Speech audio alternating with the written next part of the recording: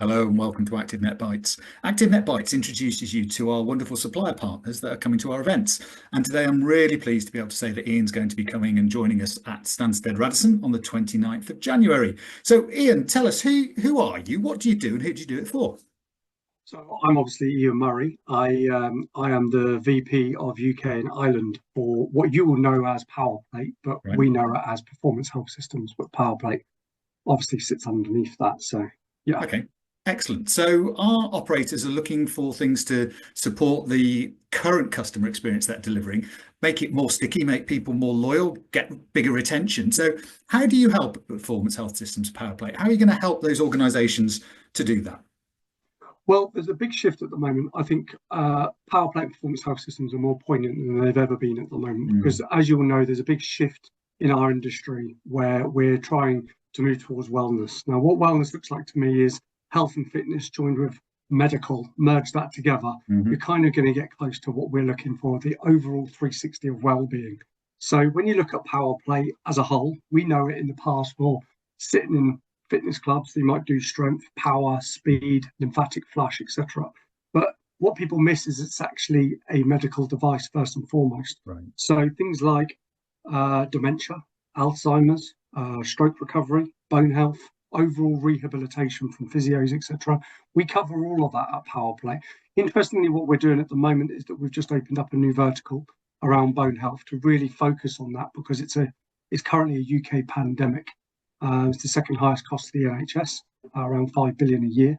And it's the second highest for staff absenteeism within the workplace is musculoskeletal issues.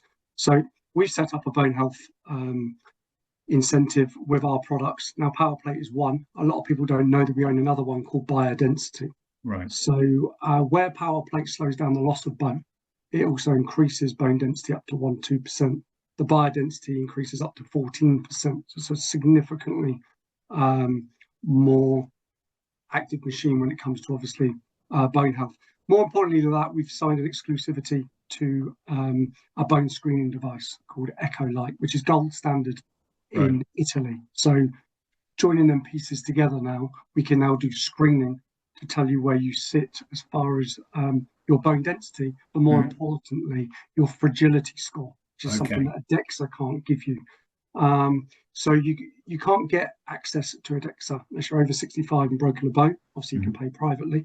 But our new device, which is the EchoLite, shows two different measurements. It's non-invasive, and it's a mobile unit, so we can get access to the masses. So to pull everything together, what I'm looking to do is to get around health clubs, to do screening for their members, to help the nation as a whole to access the volume.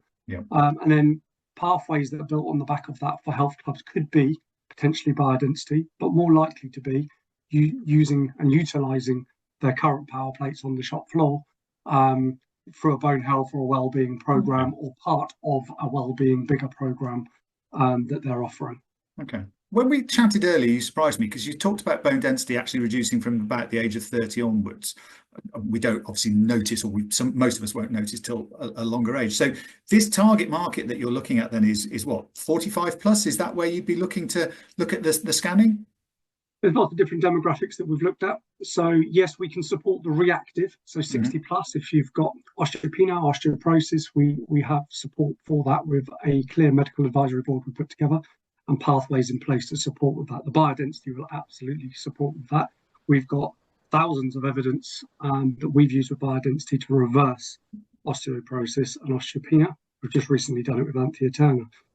However, we believe in a proactive approach. So yes, we know that bone starts to decline from the age of 30, but we don't do anything, and we think it's something that lives with an elder demographic. So if we can be proactively scanning people from the age of 30, then we'll be able to see what they need to do and what pathways are in place. The main area for us certainly is females, mainly, and also when you look at menopause. Menopause is no longer a taboo subject to talk about, but menopause is you lose up to 5% of bone density per year during perimenopause.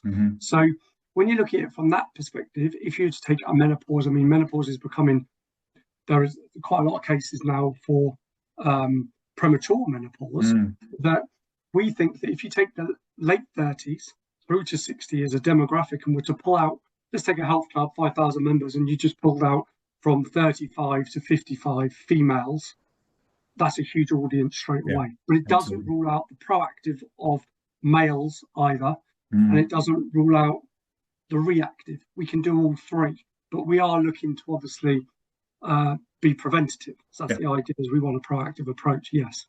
Okay, excellent. Well, look, I think actually it could be really useful if you could join one of our panels, because I think there's a bit of opportunity here for passive income secondary sales and actually drawing people into clubs that might not necessarily be drawn in because of what you can do. So we'll have a chat about that later, Ian. I'm really looking forward to seeing you on the 29th. Thank you so much for supporting our event. You take care, and we'll see you on the 29th at Radisson. Cheers, Ian. Thank you. Look forward to it.